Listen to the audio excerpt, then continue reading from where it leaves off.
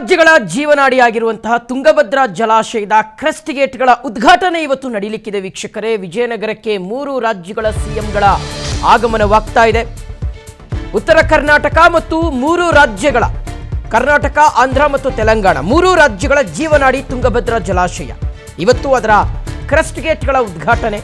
33 crest ಗೇಟ್ಗಳನ್ನು ಹೊಸದಾಗಿ ಅಳವಡಿಕೆ ಮಾಡಲಾಗಿತ್ತು. ಕೇವಲ 6 ತಿಂಗಳಲ್ಲಿ ಕ್ರೆಸ್ಟ್ ಗೇಟ್ಗಳನ್ನು ಅಳವಡಿಕೆ ಮಾಡೋದರ ಮೂಲಕ ದಾಖಲೆಯನ್ನು ನಿರ್ಮಿಸಿದ್ರು. ಸೊ ಈಗ ಆ ಕ್ರೆಸ್ಟ್ ಗೇಟ್ಗಳನ್ನು ಲೋಕಾರ್ಪಣೆ ಮಾಡೋದರ ಮೂಲಕ ತುಂಗಭದ್ರಾ ಜಲಾಶಯ 3 ರಾಜ್ಯಗಳಿಗೆ ಉಪಯೋಗಕ್ಕೆ ತೆರೆದುಕೊಳ್ತಾ ಇದೆ. ವರ್ಷದಿಂದ ಗುಂಡಿ ಬಿದ್ದಿದ್ದಂಥ ರಸ್ತೆಗಳಿಗೆ ಡಾಂಬರು ಭಾಗ್ಯ ಬೇರೆ ಬಂದಿದೆ. ಒಂದು ಕಡೆ ಡಾಂಬರ್ನಿಂದ ಕಂಗೊಳಿಸ್ತಾ ಇದೆ ಹೊಸಪೇಟೆ ನಗರ. ತುಂಗಭದ್ರಾ ಜಲಾಶಯದ ಮುಂಭಾಗದ ರಸ್ತೆಗೂ ಸಹ ರಾತ್ರೋರಾತ್ರಿ ಡಾಂಬರೀಕರಣ ಮಾಡಲಾಗಿದೆ. ಸಾರ್ವಜನಿಕರ ತೆರಿಗೆ ಹಣದಲ್ಲಿ ಸಿಎಂಗಳು ಓಡಾಡುವಂಥ ರಸ್ತೆಗೆ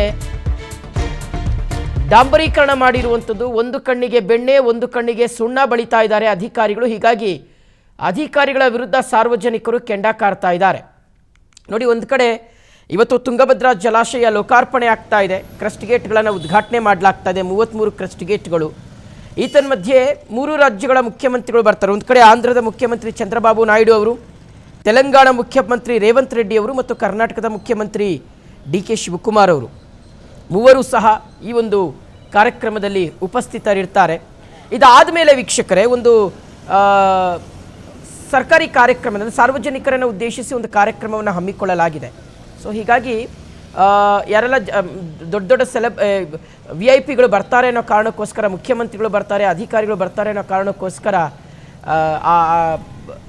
ತುಂಗಭದ್ರಾ ಜಲಾಶಯಕ್ಕೆ ಹೋಗುವಂಥ ರಸ್ತೆ ಏನಿದೆ ಆ ರಸ್ತೆಗೆ ಸಂಪೂರ್ಣವಾಗಿ ಡಾಂಬರೀಕರಣ ಮಾಡಲಾಗಿದೆ. ಸೊ ಒಂದು ಅಟ್ಲೀಸ್ಟ್ ಈ ಮೂಲಕ ಆದರೂ ಆ ರಸ್ತೆಗೆ ಡಾಂಬರಿನ ಒಂದು ಭಾಗ್ಯ ಸಿಕ್ತಲ್ಲ ಅಂತ ಸಮಾಧಾನ ಪಟ್ಕೊಳ್ಬೇಕಾಗುತ್ತಷ್ಟೇ. ಇಷ್ಟು ದಿನಗಳಿಂದಲೂ ಸಹ ಗುಂಡಿ ಬಿದ್ದಿತ್ತು ಆ ರಸ್ತೆ. ಆದರೆ ಈಗ ಡ್ಯಾಮ್ ಉದ್ಘಾಟನೆ ಆಗ್ತಾ ಇರ್ತಕ್ಕಂಥ ಸಂದರ್ಭದಲ್ಲಾದರೂ ಆ ಡ್ಯಾಮ್ ರಸ್ತೆಗೆ ಮತ್ತು ಅಲ್ಲಿರ್ತಕ್ಕಂಥ ಸುತ್ತಮುತ್ತ ರಸ್ತೆಗಳಿಗೆ ಒಂದು ಸ್ವಲ್ಪ ಈ ಟಾರ್ನ ಭಾಗ್ಯ ಸಿಕ್ಕಿದೆ ಅನ್ನುವಂಥದ್ದು ಒಂದು ಸ್ವಲ್ಪ ಸಾರ್ವಜನಿಕರಿಗೆ ಸಮಾಧಾನಕರವಾಗಿರ್ತಕ್ಕಂಥ ವಿಚಾರ. ಮಗದೊಂದು ಕಡೆ ತುಂಗಭದ್ರಾ ಜಲಾಶಯದಲ್ಲಿ ಇದು ಪ್ರೇಕ್ಷಣೀಯ ಸ್ಥಳವೂ ಸಹ ಹೌದು.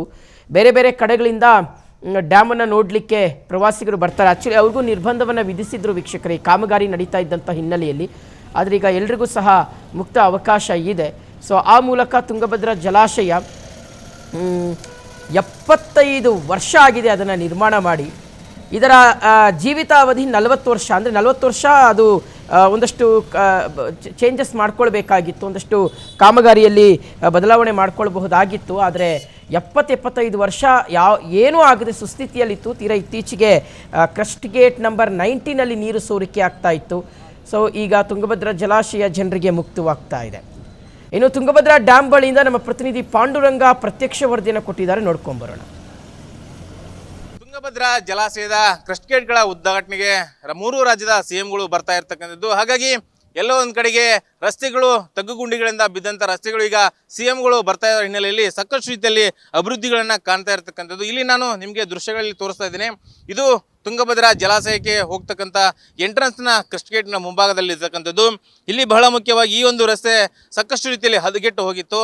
ಸಾಕಷ್ಟು ಪ್ರಮಾಣದಲ್ಲಿ ಸಾರ್ವಜನಿಕರು, ಇಲ್ಲಿನ ಸ್ಥಳೀಯರು ಸರ್ಕಾರಗಳಿಗೆ ಮತ್ತು ಸ್ಥಳೀಯ ಆಡಳಿತಗಳಿಗೆ ಮನವಿಯನ್ನು ಕೂಡ ಕೊಟ್ಟಿದ್ದರು. ಆದರೆ ಎಲ್ಲೋ ಒಂದು ಕಡೆಗೆ ಜಿಲ್ಲಾಡಳಿತ ಆಗಿರ್ಬೋದು ಮತ್ತು ಸ್ಥಳೀಯ ಆಡಳಿತಗಳು ಎಲ್ಲವೂ ಕೂಡ ನಿರ್ಲಕ್ಷ್ಯದಿಂದ ವರ್ತನೆ ಮಾಡಿರ್ತಕ್ಕಂಥದ್ದು. ಆದ್ರೀಗ 3 ರಾಜ್ಯದ ಸಿಎಂಗಳು ಬರ್ತಾ ಇರೋದ್ರಿಂದ ಈ ಒಂದು ರಸ್ತೆಯನ್ನು ಅತ್ಯಂತ ರೀತಿಯಲ್ಲಿ ಜಗಮಗ ರೀತಿಯಲ್ಲಿ ಅಭಿವೃದ್ಧಿ ಪಡಿಸಿರ್ತಕ್ಕಂಥದ್ದು. ಎಲ್ಲೋ ಒಂದು ಕಡೆಗೆ ಸಾರ್ವಜನಿಕರು ತೆರಿಗೆ ಹಣವನ್ನು ಕಟ್ಟೋದ್ರ ಮೂಲಕ ಸರ್ಕಾರಗಳಿಗೆ, ರಸ್ತೆಗಳಿಗೆ, ಅಭಿವೃದ್ಧಿಗಳಿಗೆ ಮಾಡಬೇಕು ಅಂತಕ್ಕಂಥ ಹಿನ್ನೆಲೆಯಲ್ಲಿ ಮನವಿಯನ್ನು ಮಾಡಿದ್ರು ಕೂಡ ಸರ್ಕಾರ ಇಲ್ಲಿವರೆಗೂ ತಲೆ ಕೆಡಿಸ್ಕೊಂಡಿರಲಿಲ್ಲ. ಆದ್ರೀಗ 3 ರಾಜ್ಯದ ಸಿಎಂ ಅವರು ಬರ್ತಾ ಇರೋದ್ರಿಂದ ಈ ಒಂದು ರಸ್ತೆಯನ್ನು ಸಾಕಷ್ಟು ರೀತಿಯಲ್ಲಿ ಡೆವಲಪ್ಮೆಂಟ್ ಮಾಡಿರ್ತಕ್ಕಂಥದ್ದು. ತಗ್ಗುಗುಂಡಿಗಳನ್ನ ಮುಚ್ಚಿ ಸಂಪೂರ್ಣವಾಗಿ ನೈಸ್ ಆಗಿ ರಸ್ತೆಗಳನ್ನ ನಿರ್ಮಾಣ ಮಾಡಿರ್ತಕ್ಕಂಥದ್ದು. ಈ ಒಂದು ನಿಟ್ಟಿನೊಳಗೆ ನೋಡ್ತಾ ಇದ್ರೆ ಅಧಿಕಾರಿಗಳು ಮತ್ತು ದೊಡ್ಡ ದೊಡ್ಡ ರಾಜಕಾರಣಿಗಳು ಬಂದಂಥ ಸಂದರ್ಭದಲ್ಲಿಯೇ ರಸ್ತೆಗಳನ್ನು ಡೆವಲಪ್ಮೆಂಟ್ ಮಾಡೋದ್ರ ಮೂಲಕ ಜನರು ಈಗ ಜನರ ಕೆಂಗಣ್ಣಿಗೆ ಸರ್ಕಾರ ಮತ್ತು ರಾಜಕಾರಣಿಗಳು ಗುರಿಯಾಗಿರ್ತಕ್ಕಂಥದ್ದು. ಹೀಗಾಗಿ ಎಲ್ಲ ಒಂದು ಕಡೆಗೆ ಇಂತಹ ತಗ್ಗುಗುಂಡಿ ಬಿದ್ದಂಥ ರಸ್ತೆಗಳನ್ನ ಡೆವಲಪ್ಮೆಂಟ್ ಮಾಡಬೇಕು ಅಂತಕ್ಕಂಥ ಹಿನ್ನೆಲೆಯಾಗ ಸಾಕಷ್ಟು ರೀತಿಯಲ್ಲಿ ಮನವಿಯನ್ನು ಕೂಡ ಕೊಟ್ಟಿರ್ತಾರೆ. ಆದರೆ ಎಲ್ಲರೂ ಕೂಡ